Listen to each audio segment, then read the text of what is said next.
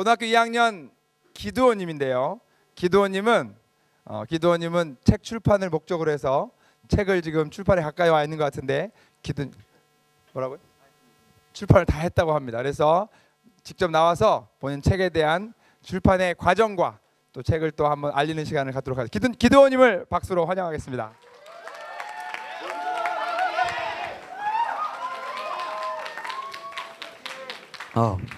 네. 리모컨 없나요?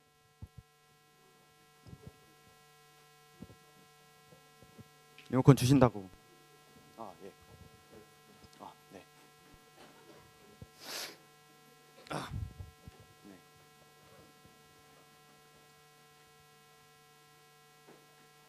네. 네. 안녕하세요.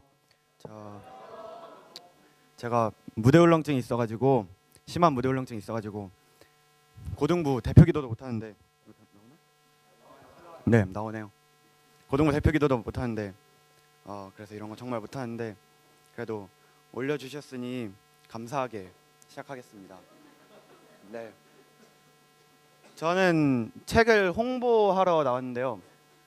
저는 소설을 썼어요. 네, 소설 썼는데 제목이 노인의 벗. 멋있죠? 네, 노인의 벗이고 독거노인에 대한 소설입니다. 이 책은요, 노인과 노인 주변 인물들의 시선으로 이렇게 스토리를 전개해 나가면서 이 요즘 세상에 이슈가 되고 있는 독거노인 분들의 이런 고달픈 삶과 이런 애환을 소설로서 이렇게 나타낸 책이에요. 일단 서두에 있는 제 작가 소개를 보여드릴게요. 작가 소개 제가 몰랐는데 작가 소개를 자기가 쓰는 거더라고요. 네, 얼마나 부끄럽게 썼는지. 네, 자, 읽어보겠습니다. 1996년 3월 출생했으며 2009년 14살의 나이로 기독교 대안학교인 서산꿈의학교에 입학하였다. 현재도 고등 2학년으로 계속 재학 중이며 행복한 생활을 즐기고 있다. 이곳에서 저자는 많은 사랑을 받으면서 꿈을 배웠고 도전을 알게 되었다. 그 과정 속에서 저자는 자신이 받은 많은 사랑을 나눠주기 위해 독거노인 분들을 상대로 하는 봉사활동을 하게 되었고 독거노인 분들의 어려운 삶과 그분들의 외로움을 알게 되었다. 저자가 이 책을 통해 바라는 것이 있다면 이 책을 본 독자들이 독거노인 분들의 외로운 삶을 깨닫고 그분들의 삶에 최소한의 관심이라도 가질 수 있는 것이다. 네, 이것이 제 소개고요. 책상에서 제 소개고요. 출간 동기는 되게 재밌어요. 저희 2학년 돼서 독서 수업, 책 쓰기 수업을 하잖아요. 책 쓰기 수업을 하는데 제가 2학기 때 책을 쓰기 시작하는데 여름 방학 때 제가 무슨 주제로 책을 쓸지 많이 고민을 했었어요. 막 제가 원래 소설을 쓰려고 하긴 했는데 원래는 되게 막 서로 사기치고 등쳐먹고 막 음모론적인 그런 책을 쓰려 했어요. 근데 제가 생각해 보니까 학생이 쓰기엔 좀 무리가 있더라고요. 그래가지고 제가 부모님이랑 어느 날 김치찌개 백반집에 김치찌개 먹으러 갔는데 저희 테이블 근처에 어떤 할아버지 한 분이 앉아서 홀로 김치찌개 드시고 계신 거예요. 근데 저는 되게 처음에 별로 관심을 두지 않고 혼자 김치찌개 먹고 있는데 막 부모님들끼리가 아니라 엄마 아빠가 되게 추측을 하는 거예요. 독거노인이 아니죠. 전 잘 모르는 분인데 저는 할아버지에 대한 추측을 하는 거예요. 되게 옷차림도 남루하고 그러셨거든요. 근데 막 부모님이 저분은 독거노인일 것이다. 되게 외로운 삶을 살고 되게 어려운 삶을 살고 있을 것이다. 그래서 막 추측을 하는 거예요. 근데 저 그냥 가만히 먹다가 부모님이 하시는 말씀을 들으니까 뭔가 이렇게 관심이 가다가 갑자기 이 책으로 이런 주제로 책을 쓰면 참 재밌겠다, 막 괜찮겠다 이런 생각을 하게 됐어요. 근데 제가 갑자기 번쩍 생각난 아이디어로 책을 쓰는 건 좀 위험한 일이잖아요. 근데 제가 이렇게 한 일주일간 묵상을 해본 결과 이 책으로 쓰면 참 저희가 책을 쓸 때 즐기는 마음으로 책을 쓸 수 있을 거라는 생각에 이 책을 쓰게 되었습니다. 그것이 출간 동기고요. 네, 이 책의 방향성에 대해 말씀드릴 건데요. 이건 좀 말씀드리기 부끄럽지만 이 책은 방향성이 아주 뚜렷합니다. 이 책은 방향성이 뚜렷한 책이에요. 네, 제가 자신하는데 어쨌든 이 책의 방향성을 말씀드리기 전에 동영상 하나 보시죠. 겨울이 두렵기는 쪽방촌에 혼자 사는 노인들도 마찬가지입니다. 한 평 남짓한 이 방은 모양만 방일 뿐 외풍을 전혀 막아주지 못해 방바닥은 얼음장 같습니다.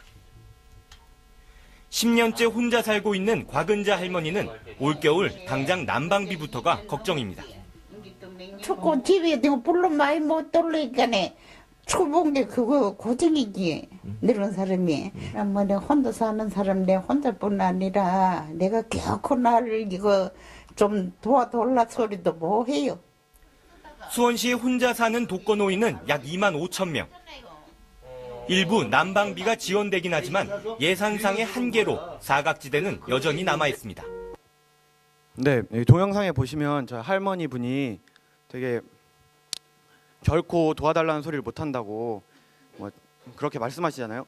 제가 이 책을 쓰기 위해 그 참고 도서를 하나 사가지고 읽었는데 그 책을 읽으면서 이런 내용이 있었어요. 독거노인 분들은 되게 그 재정적으로는 가난하지만 자존심은 가난하지 않으셔가지고 되게 이런 도움을 받는 걸 꺼려하신다고.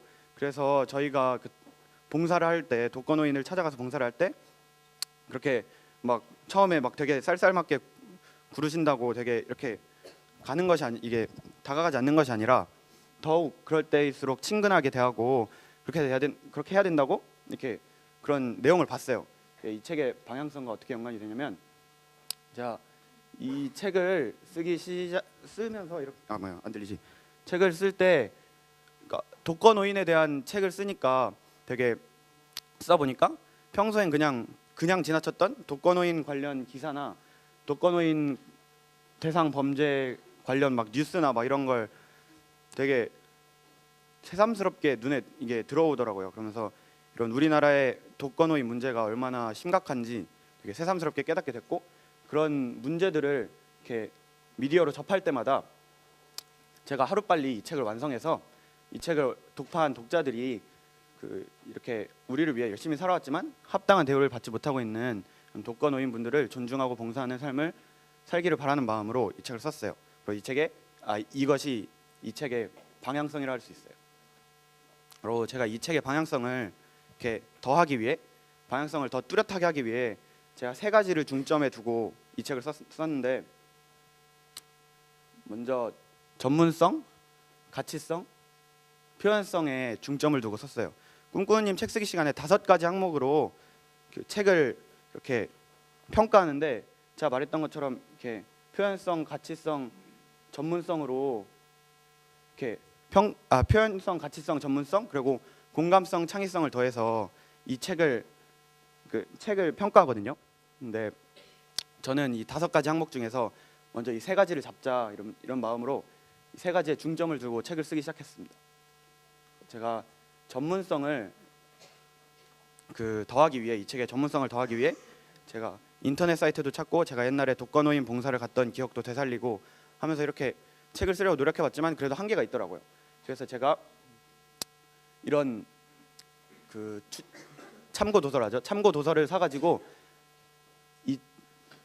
제 쓰는 책이 더 사실적이고 전문적이게 독거노인 분들에 대한 묘사가 들어갈 수 있도록 이 책을 구성했어요. 이러면 이 책은 독거노인 12분을 인터뷰한 책이고요.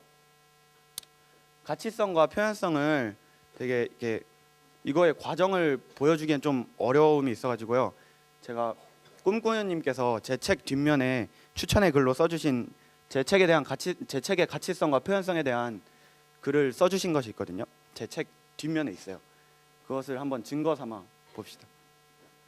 읽기가 좀 부끄러운 그런 건데, 네, 눈으로 그냥 읽어주시면, 네, 이런 책입니다. 이런 가치성과 표현성이 있어요. 이제 실질적으로 이 책 내용에 대한 것에 대해 말씀드릴 건데, 일단 등장인물에 대해 말씀드릴게요. 물론 주인공은 독거노인입니다. 독거노인은 무뚝뚝한 성격을 가지고 있고요. 이분은 그리고 동민이네 국밥집이라는 그 여기 맨 밑에 보면 양 씨라는 사람이 운영을 하는 그런 국밥집에 단골이 혼자 이렇게 맨날 라면만 드시고 집에서 라면만 드시고 그러기 힘드시니까 이렇게 국밥집에 가서 뭐 자주 가서 막 먹고 막 그러시는 거예요. 그리고 국밥집 그 양 씨의 아들인 동민을 매우 귀여워해요. 할아버지들이 왜 이렇게 손주 귀여워하듯이 이렇게 귀여워하는데 그렇게 귀여워합니다. 그리고 동민이 있어요. 동민은 그게 저의 조금한 부분을 모티브로 한 인물인데요. 네, 아까 말했듯이 국밥집 양 씨의 아들이고 노인을 되게 어색하고 불편해하는 인물이에요. 또 무복은 노인의 아들이고 아버지를 되게 무뚝뚝한 아버지를 되게 불편해하고 좀 갈등을 맺어요, 아버지와. 하지만 무복이 그렇게 부정적인 인물로 이 책에서 등장하진 않고요. 창길은 무복의 친구고 사회복지사인데 무복이 자기 아버지가 이렇게 이런 어려움을 가지고 있다 이러면서 이게 도와달라고 요청을 하고 창길이 알겠다고 승낙을 하고 무복을 도와주러 이렇게 무복을 도와주는 게 아니라 그 노인을 도와주러 이렇게 가서 이렇게 도와주는 사회복지사가 어떻게 도와주는지 보여주는 그런 역할을 합니다. 그리고 양 씨는 아까 말했듯이 뭐 동민의 국밥집을 운영하고 동민의 엄마이고 노인의 말동무가 되어주는 그런 좋은 사람이에요. 예. 목차 및 줄거리를 말씀드릴 건데요. 목차는 총 6장으로 구성되어 있는데 프롤로그에서는 노인의 아내가 폐결핵으로 임종을 한 후 3년간의 노인의 이런 외롭고 쓸쓸한 독거 생활을 그리는 내용인데 프롤로그 맨 마지막에 동민과의 갈등으로 노인이 이렇게 다치게 돼요. 다치게 되고 이렇게 노인이 원래부터 아들 집에서 이렇게 살고 싶어 했는데 아들이 재정적인 여유가 없어가지고 노인을 커버하지 못했거든요. 근데 이렇게 프롤로그 마지막에 명분이 생겨가지고 아들 집에 일장에 갑니다. 아들 집에 가서 막 아들과 많이 갈등을 맺어요. 많이 다투고 막 그럽니다. 그래서 그러다가 결국 노인이 자신이 내가 아들에게 짐만 되는구나, 내가 짐이 되는구나 이러면서 자신의 다시 복지의 사각지대인 다시 자신의 집으로 돌아가겠다고 하면서 이 장에 다시 집으로 돌아갑니다. 네, 이 장은 무복이 창길에게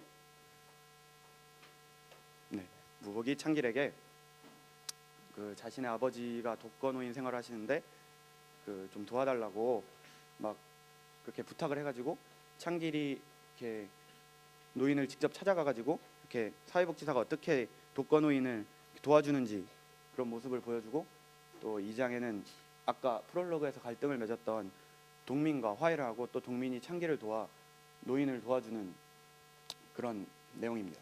그리고 3장은 노인의 건강이 갈수록 악화되고 또 이런 막 여러 가지 사회적 문제로 마음의 병도 깊어지고 하다가 되게 노인이 결국 쓰러지게 돼요. 노인이 쓰러지게 되고 동민이 그를 발견해서 노인을 업고 병원에 갑니다. 네, 그렇게 3장은 끝나고요.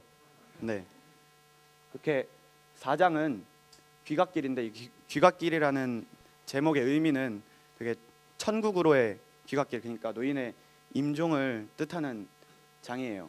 노인은 여기서 이렇게 죽지만 되게 노인의 친구들을 만들고 그럼으로써 그렇게 만듦으로써 되게 행복한 임종을 만들게 되는 그런 내용을 담고 있습니다. 그리고 에필로그는 미래의 동민이 노인을 다시 회상하면서 이런 동민이 독백을 하면서 이렇게 끝나게 돼요. 이 책은. 네. 제가 처음에 이 책을 쓰면서 이 책이 과연 제가 아까 말한 전문성, 표현성, 가치성을 잘 우려낼 수 있을까 되게 걱정을 많이 했어요. 근데 일단 무턱대고 쓰긴 했습니다. 그리고 네, 책이 완성돼서 표지 예쁘죠? 수라카님이 해주신 건데, 네, 수라카님이 해주신 건 어쨌든 책을 완성했어요. 이렇게 책을 완성하고 보니까, 네, 제 친구들도 그렇게 말하고, 솔직히 제가 봐도 이 책에는 전문성과 가치성이 가치성과 표현성이 정말 잘 우려나 있는 것 같아요. 네, 정말 게다가 아까 말하지 못한 공감성과 창의성까지 더해진 것 같습니다. 네, 그래서 이 책은 말이죠, 믿고 보실 수 있어요. 이 책은 여러분이 믿고 보실 수 있는 그런 책이에요. 네, 가격은 6,500원. 아마 가장 쌀 거예요. 네, 노인의 벗이었습니다. 감사합니다. 네, 수고했습니다. 네, 이제 각 프레젠테이션은 10분의 시간이 주어지고요. 지금 약 3분 25초를 초과하셨습니다. 자, 프레젠테이션을 마치고 우리 이 5분의 심사위원이 계신데요. 심사위원의 질문을 들으시고 대답을 하시면 잠깐 또 갖도록 하겠습니다. 너무 잘 들었고요. 아직 어린 청소년으로서 노인에 대한 문제, 노인에 대해서 관심을 갖고 또 이렇게 고민해 보는 것 자체가 쉽지 않을 텐데 정말 그것에 대해서 좀 가치 있게 이렇게 인정해 드리고 싶고요. 질문은 요즘에 이제 신문이나 여러 가지 이제 사회적 문제가 사실 이제 노인 복지에 대한 문제들이 많이 관심이 많잖아요. 근데 만약에 우리 기도님이 대통령이 된다면 네, 노인을 위해서 딱 한 가지 정책, 이거 꼭 하고 싶다. 혹시 그런 게 있을까요? 정책이요. 정책이란 제가 그런 쪽으로 생각해 본 적 없는데 책 내용에 보면 되게 기초생활수급자 지정이라고 노인이 신청을 했지만 노인의 호적상의 아들이 노인을 부양할 수 있다는 부양할 수 있다는 사실 때문에 이게 노인이 수급자 지정이 탈락됐거든요. 하지만 그런데 이게 정확한 사정을 보면 사실 아들도 그렇게 노인을 부양할 수 있는 능력이 안 되고 그런 내용인데 제가 아까 참고 도서를 보면서 그런 내용이 되게 많더라고요. 네, 여러 가지로 그런 내용이 많은데 네, 그런 면을 이렇게 바꾸고 싶네요. 되게 더 자세히 조사하고 더 자세한 부분을 조사해가지고 평가 기준을 더 자세한 부분을 조사해가지고 평가할 수 있게 그렇게 할 수 있으면 좋겠네요. 네, 감사합니다. 네, 격려의 박수로 우리 기도원님 격려해 주시고 수고했습니다.